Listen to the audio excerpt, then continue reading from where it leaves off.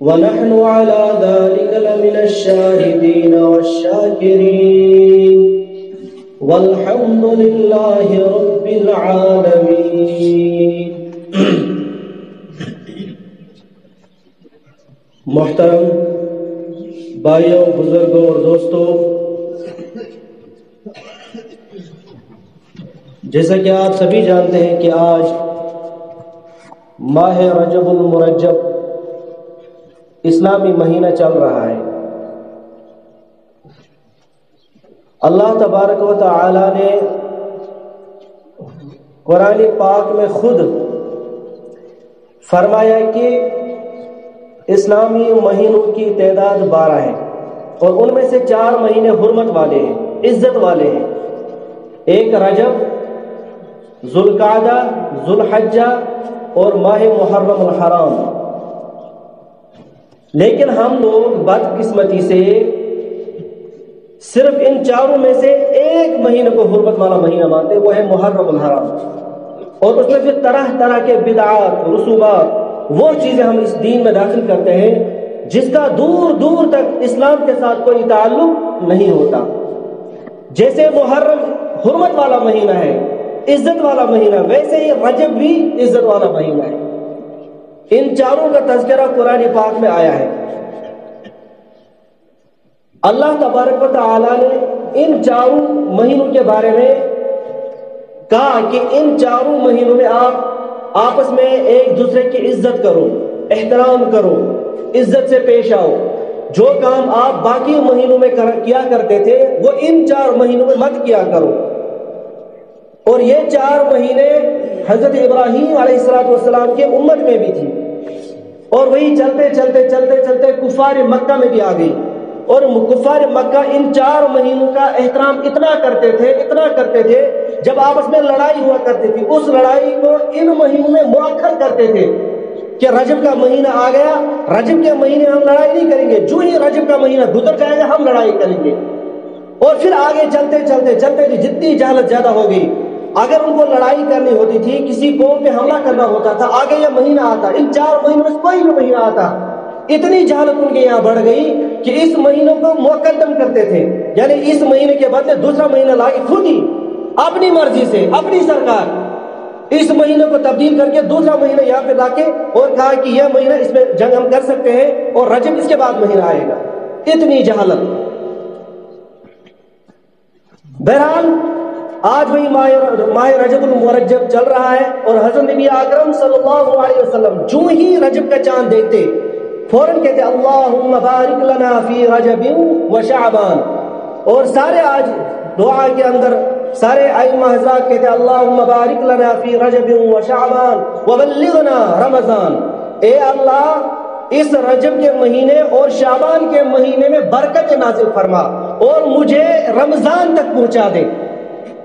ملا علی قاری رحمت اللہ علیہ بہت بڑے محدث گزرے ہیں، وہ فرماتے ہیں کہ حضرت نبی اکرم صلی اللہ علیہ وسلم اس مہینے میں دعا کرتے تھے کہ یا اللہ شعبان اور رجب کے مہینے میں برکت نازل فرما اور میری عمر اتنی دراز کر، اتنی لمبی کر کہ مجھے رمضان کے مہینے تک پہنچا. بہرحال اس کی اپنی حرمت ہے، اور ان 4 مہینوں میں اس مہینے میں ہمیں لڑائی جھگڑے سے احتراز کرنا چاہیے، گالی گلوچ سے احتراز کرنا چاہیے، کسی کو ستانے سے احتراز کرنا چاہیے، وہ بہت بڑے گناہ ہے.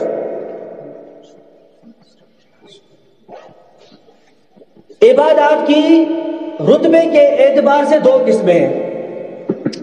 ایک مکان کے بدلنے سے، دوسرا زمان کے بدلنے سے. کیا مطلب؟ مکان کے بدلنے سے مثال کے طور پر ایک عبادت نماز، ہم سارے نماز پڑھتے ہیں. حضرت نبی اکرم صلی اللہ علیہ وسلم نے فرمایا جو شخص گھر میں نماز پڑھے گا اس کو ایک نماز کا ثواب ملے گا، صرف ایک نماز کا ثواب، فرض نماز. جو شخص اکیلا گھر میں نماز پڑھے گا اس کو ایک نماز کا ثواب ملے گا. اور یہی شخص یہی نماز مسجد میں پڑھے گا، محلے کی مسجد میں پڑھے گا، 25 نمازوں کا ثواب ملے گا. اور یہی شخص یہی نماز مسجد نبوی میں یا مسجد اقصی میں پڑھے گا، 50,000 نمازوں کا ثواب ملے گا. اور یہی آدمی یہی نماز مسجد حرام میں پڑھے گا 1,00,000 نماز کا ثواب. یعنی کہ جگہ کے بدلنے سے عبادات کی قیمت بدل گئی. اور ایسے ہی زمانے کے بدلنے سے عبادت کی قیمت بھی بدل جاتی ہے. مثال کے طور پر آج کوئی روزہ رکھتا ہے، اس روزے کا صرف ایک ہی ثواب ہے، اور یہی روزہ کوئی ماہ رمضان میں رکھے تو اس میں پوری زندگی کا ثواب ملتا ہے. آج کوئی قرآن پڑھے، 1 حرف پر 1 نیکی ملتی ہے، 10 نیکی ملتی ہے، اور یہی قرآن ماہ رمضان میں پڑھے گا 1 حرف پر 70 نیکیاں ملتی ہے. زمانے کے بدلنے سے عبادات کی قیمت بھی بدل گئی. انسان عبادات میں کہاں سے کہاں پہنچ گیا. جہاں پہ 10 نیکیاں ملا کرتی تھی وہاں پہ ماہ رمضان میں 70 نیکیاں ملی. اور جو نماز اس نے گھر میں پڑھی 1 نماز کا ثواب، وہی نماز اس نے مسجد حرام میں پڑھی. اللہ تعالی ہم سب کو وہاں پہ پہنچائے. اور جو نماز مسجد حرام میں پڑھی 1,00,000 نماز کا ثواب. تو مکان کے بدلنے سے، زمانے کے بدلنے سے عبادات کی قیمت بھی بدل جاتی ہے. بھائیوں بزرگوں دوستوں، آج ماہ رجب کا مہینہ چل رہا ہے. اس کے اندر بھی بہت ساری خرافات ہیں، بہت سارے بدعات ہیں جن کا دین کے ساتھ کوئی تعلق نہیں ہے. بہت سارے لوگ کہتے ہیں کہ اس رجب کے اندر الگ مخصوص عبادات ہیں، چاہے راتوں کے اندر ہو چاہے دن کے اندر ہو. احادیث کے اندر خاص عبادت کی کوئی حدیث نہیں ہے رجب کے مہینے میں. ہاں رجب شب معراج ہوا ہے، لیکن اس کے بارے میں بھی مختلف روایتیں ہیں. بعض محدثین کہتے ہیں، بعض مؤرخین کہتے ہیں کہ شب معراج جو ہے معراج شب رجب کے اندر ہوا ہے. بعض کہتے ہیں ربیع الاول کے اندر، بعض کہتے ہیں ربیع الثانی کے اندر، بعض کہتے ہیں ماہ رمضان کے اندر. تاریخ متعین نہیں ہے. ہاں معراج برحق ہے، معراج کا انکار کوئی نہیں کر سکتا. جو منکر ہوگا وہ کافر ہوگا. حضرت نبی اکرم صلی اللہ علیہ وسلم نے معراج کیا ہے، اور اسی معراج کے اندر حضرت نبی اکرم صلی اللہ علیہ وسلم ایک بہت بڑا تحفہ ملا ہے، نماز.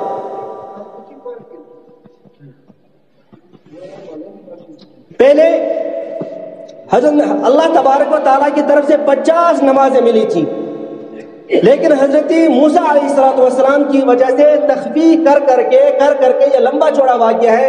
حضرت نبی اکرم صلی اللہ علیہ وسلم مسجد اقصیٰ سے جب معراج کیا، کیونکہ وقت بہت کم ہے میں اس کو عرض نہیں کر سکتا، تو میں مختصر عرض کروں گا کہ ایک بہت بڑا تحفہ جو ہے وہ نماز ملی ہے. مسجد اقصیٰ سے لے کر سدرۃ المنتہا تک بہت سارے واقعات ہوئے جن کا حضرت نبی اکرم صلی اللہ علیہ وسلم نے آنکھوں سے مشاہدہ کیا. وقت ملے گا انشاءاللہ اس پہ میں تذکرہ کروں گا.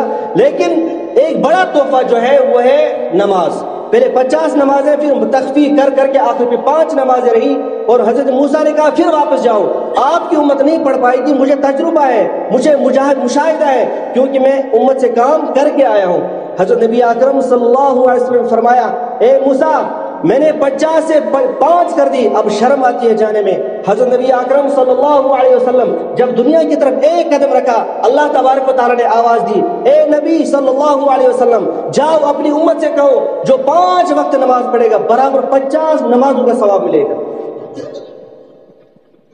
لیکن دوستو ہم مسلمان، ہمیں ایک مسئلہ تھوپا جاتا ہے اور اس کے نتیجے میں اس کے اندر ایک برائی ہمارے اوپر تھوپی جاتی ہے.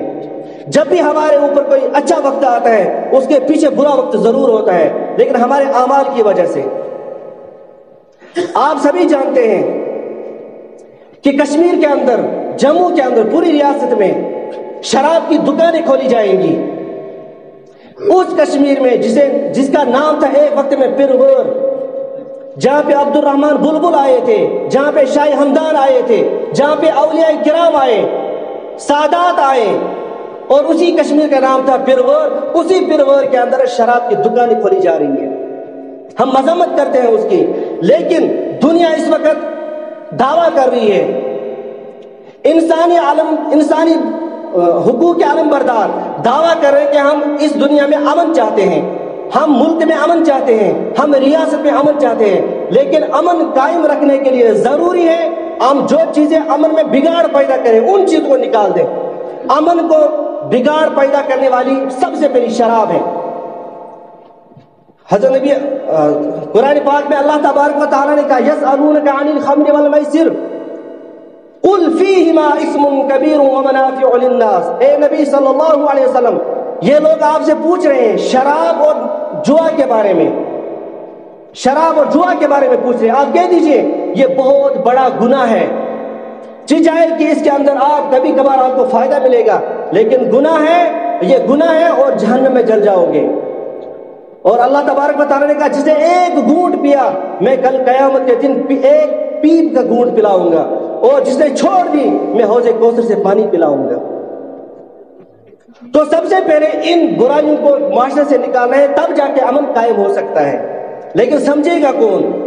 اس چیز میں ہم سب نے پہل کرنی ہے، کیونکہ آپ دیکھ رہے ہیں، مشاہدہ ہوگا وہ گھر ٹوٹ گئے جس گھر میں شرابی تھا، بہت ساری ایسی عورتیں مطلقہ ہو گئی، انہیں طلاق لگ گئی جس کا شوہر شرابی تھا، اور وہ ماں باپ گھسیٹے گئے جن کے بچے شرابی تھے، اور اس بہن کی عزت لٹ گئی جس کا بھائی شرابی تھا۔